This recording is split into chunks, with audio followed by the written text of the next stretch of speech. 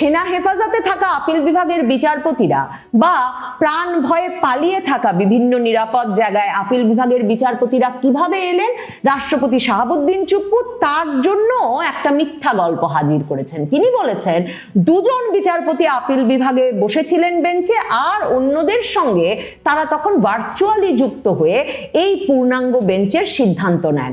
কিন্তু 10ই আগস্ট পদত্যাগের আগে যখন প্রধান বিচারপতি ওবায়দুল হাসান ভার্চুয়ালি একটা ফুল কোর্ট সভা ডেকেছিলেন, তখনও কিন্তু ছাত্র জনতার আন্দোলনের মুখে ওই ফুল কোর্ট বেঞ্চ ভার্চুয়ালিও বসতে পারে নাই এবং প্রধান বিচারপতি ওবায়দুল হাসানকে পদত্যাগ করতে হয়েছিল তাদের দেওয়া ডেডলাইনের মধ্যে।